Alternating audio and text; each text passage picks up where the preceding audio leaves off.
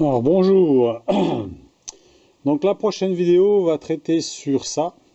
Alors ça c'est une noix qui est montée sur le tour avec le rattrapage du jeu, hein. Quand on commence à user, on a un petit rattrapage. Donc le fait de serrer les vis ici, on écarte légèrement les deux parties ici qui fait que ça rattrape le jeu. Donc celle-là elle a bientôt 6 ans, hein, puisqu'elle elle était montée sur le tour, hein. Et donc j'en ai fabriqué une avec cette matière-là.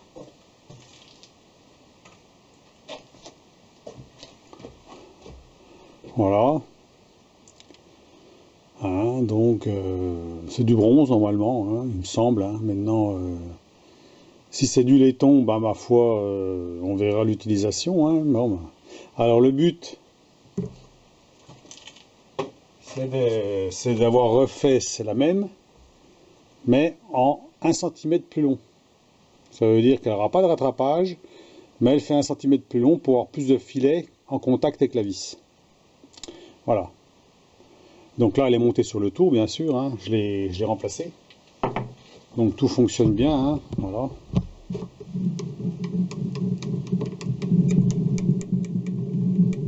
Impec, hein. Alors l'avantage, c'est que elle est tenue par cette vis ici. Alors ce que j'ai fait, c'est que celle-ci ne traverse pas, alors que moi je l'ai fait traversante. Elle traverse, elle pénètre dans le filetage ici, ce qui fait que j'ai huilé par là, hein. Ça veut dire que j'ai ouvert ici, donc la vis elle va pas, elle descend à peu près d'1 centimètre, et j'ai bourré d'huile par là. Ce qui fait comme ça, elle est bien huilée, hein, et puis là, ça va nickel. Voilà. Donc la petite subtilité, hein. Mais c'est exactement la même, mais en laiton. Enfin, laiton ou bronze, hein. Je pense que c'est du bronze, parce que je prenais que du bronze à une période. Ça fait un moment que j'ai cette pièce-là, cette matière-là qui traînait sur mon établi. Je dis, tiens, je vais faire une noix là-dedans. Ça serait peut-être pas mal. Surtout que celle-là, elle avait entre, on va dire, 1/10e, voire 2/10, grosso modo. Alors que là, on a un jeu de... voilà, on va dire de combien? 8 centièmes. 7-8 centièmes maximum. Voilà. Donc voilà. Donc voilà pour la vidéo prochainement, hein. Donc je vais faire ça en plusieurs étapes, hein. Donc il y aura une étape perçage, une étape taraudage, etc., etc. Donc il va falloir tarauder assez d'une façon conséquente quand même, hein. C'est quand même du costaud, on est dans du 14, hein. C'est un diamètre de 14 ici, en pas trapézoïdal, pas à gauche. Voilà. Donc il faut avoir un tarot spécifique, hein. On pourrait le faire avec un autour, mais il faut avoir une plaquette qui rentre dedans, hein. Alors là j'en ai pas, j'ai le modèle au-dessus, mais qui rentre pas, hein. Il faudrait les plaquettes qui soient plus petites, hein, qui va jusqu'au pas de 2. Alors je sais pas si ça se fait ou pas, j'en sais rien. Je sais que moi celles que j'ai, elles vont jusqu'au pas de 2 facile, voire plus je crois. Non, elles vont pas de 2. Elles vont au pas de 2 parce qu'en fait on peut pas augmenter en fait.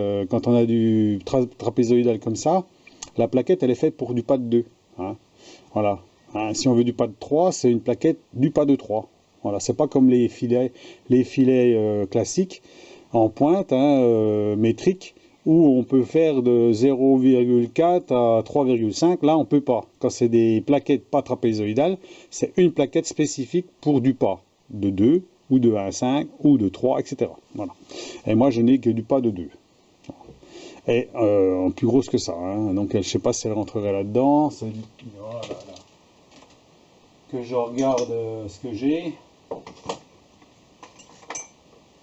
Voilà. J'ai cette sorte d'outil là. Et c'est les mêmes plaquettes en... Alors ceux-là c'est les plaquettes classiques. Mais j'ai les mêmes grosseurs de plaquettes en pas trapézoïdal. Et là, ça rentre pas, hein. Voilà, ça va pas. Donc au tarot, quoi, hein. Alors, il faudrait que je regarde pour voir si on en a des plus petites en pas de 2 que celle-ci. Voilà. Alors, on voit du blanc dedans, c'est de la graisse, hein. En fait, je les monte à la graisse. Ça veut dire que je mets de la graisse, je mets la plaquette et je visse. Ce qui fait comme ça, elle est agglomérée de la graisse, et il n'y a pas de merde qui se fout trop dedans.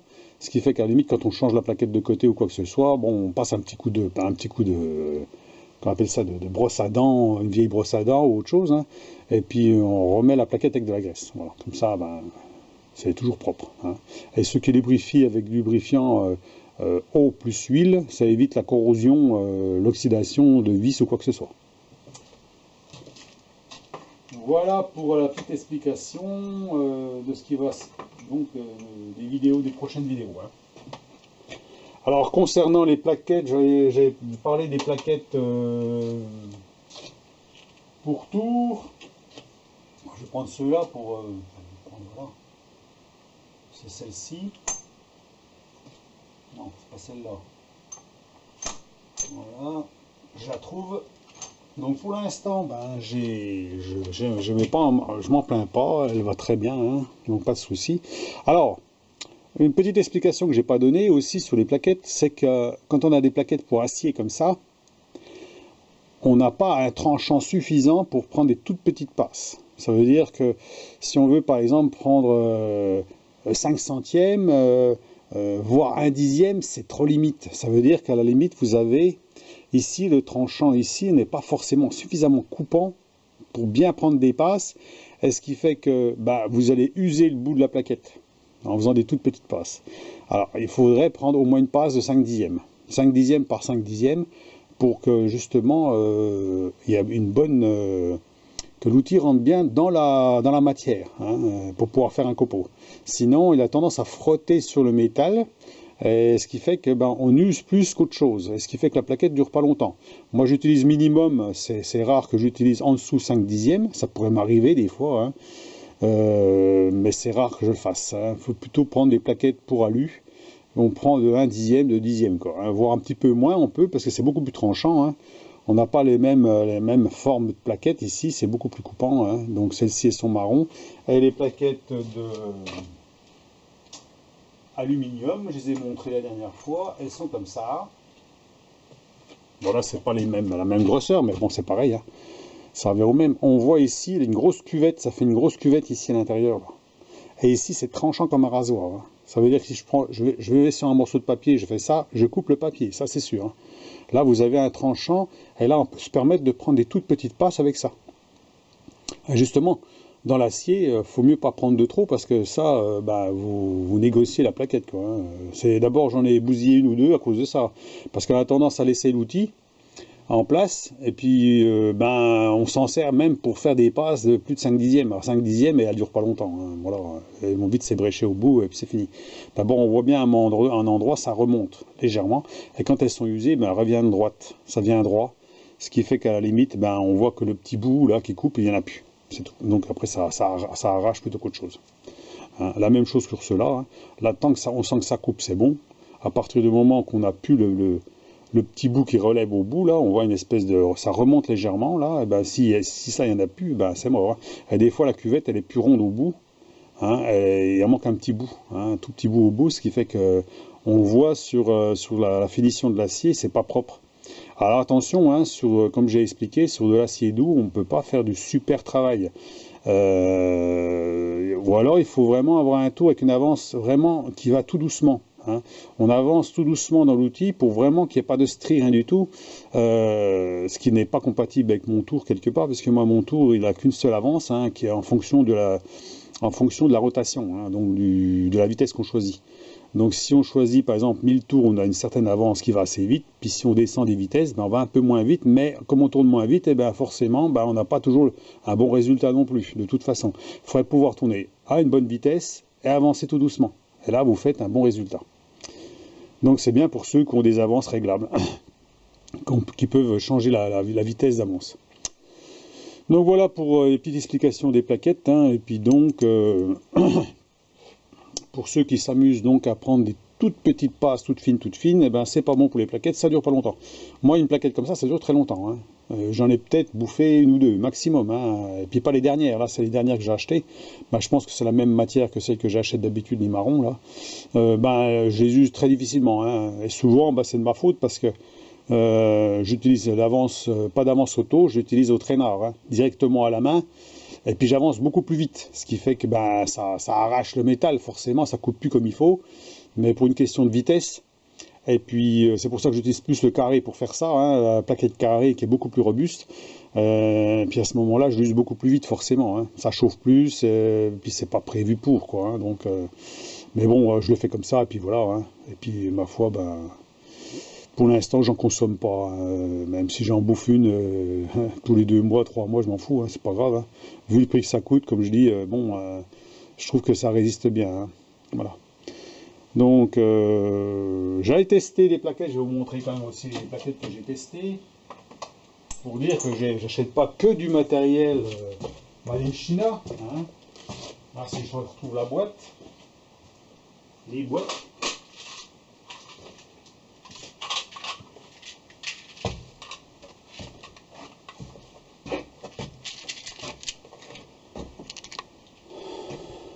Seco. Seco, c'est une marque professionnelle. Voilà. Là, il m'en reste 3. Elles sont brillantes. Donc là, on peut pas dire que c'est la couleur. Bon, là, la couleur, personnellement, je trouve pas que c'est plus solide que celle que j'utilise, hein. En plus, on voit, il y a 2 petits points d'un côté, puis un point de l'autre. Donc on voit tout de suite que c'est une autre qualité, hein. On va en prendre une.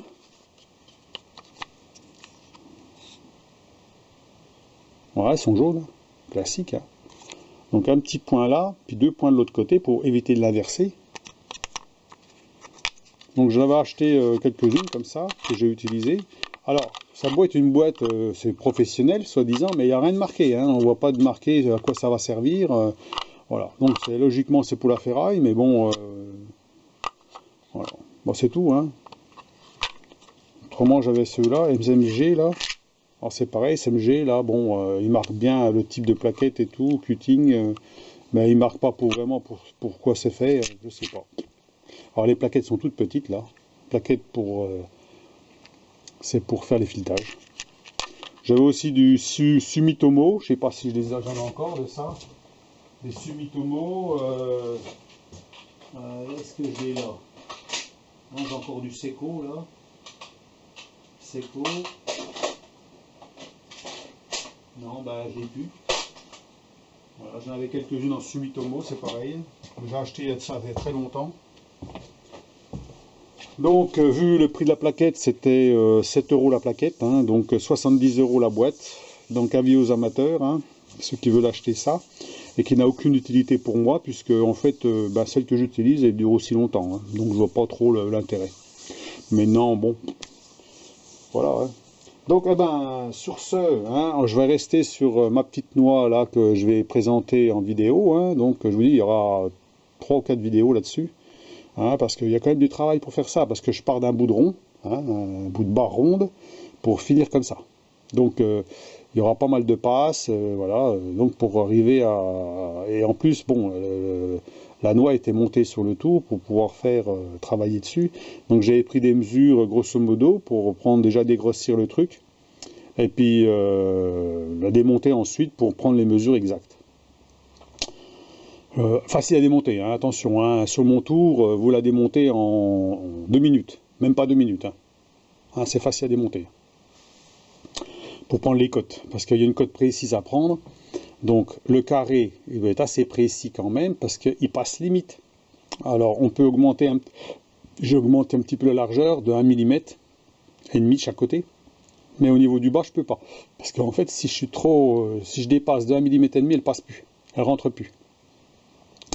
Et la cote de précision, c'est la cote qui est entre le filetage ici à l'intérieur et le dessus.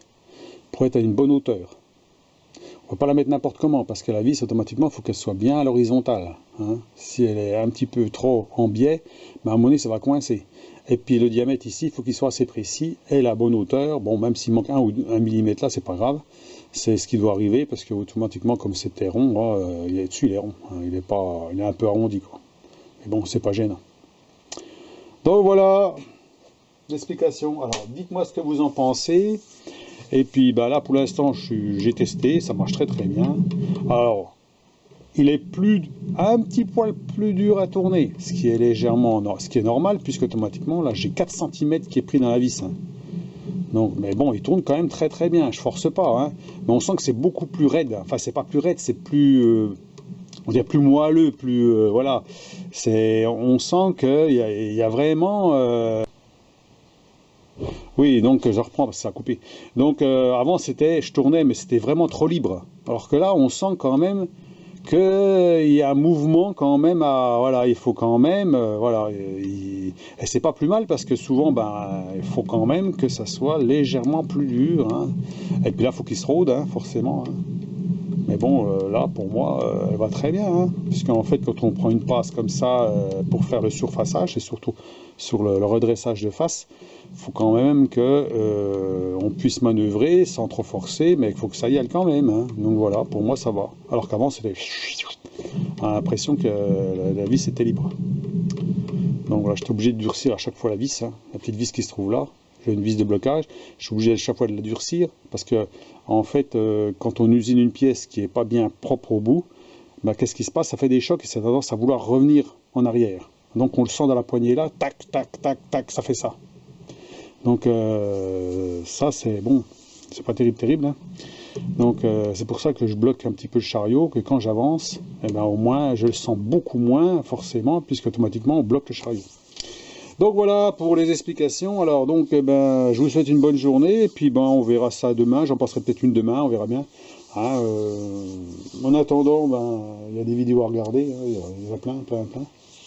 Et puis ma foi, ben, faites-vous plaisir, passez un bon week-end. Allez, à plus, au revoir.